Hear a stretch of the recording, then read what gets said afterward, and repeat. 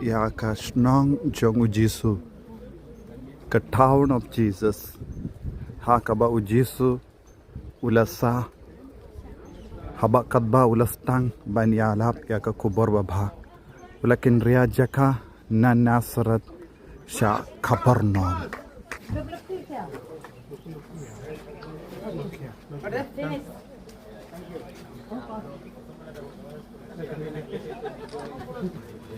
Kade hangne Ujisu ulasa, but kade hangne ru kadon ka Iing jong kyau kurim jong Petrus, but ngikin mau haka gospel jong Markus ba Ujisu pen koit bun gi bapang gi bashitam, but haba ula poi shaing jong Petrus ula yo baka kyau kurim jong Petrus katiap pang kisho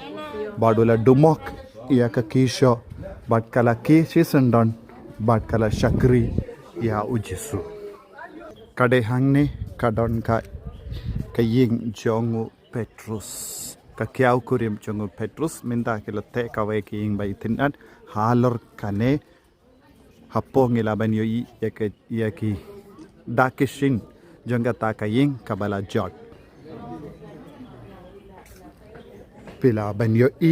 ya ka dakashin jong Iing barim kabala don menshiwa hangne pakiong hana kane kalong ka Iing jong ka kyau kurim jong Petrus. Pila banyo iru ya ki dakishin jong bon ki Iing bala jot ban ngikin mau ha ka gospel kabau Jisuong kodit ya pi Korasin kodit ya pi Bethsaida kodit ya pa kokora be Kapernaum namarba ya ki kampala kabang alale ha ka jaka jompi klam shimla pelong ya pi ban ngeit ha Jisu ban mendang yo omdon kano ka Iing henre tangka ki Iing balachot ngila ban yo iru ya ka dur ka dar jangka synagogue ha ka bau Jisu bonsin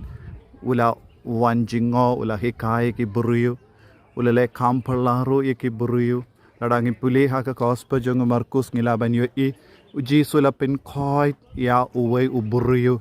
ubater kong keti kade hangne ha ka ne ka synagogue but ngila ban yo ya ki dakishin jong ki synagogue hangne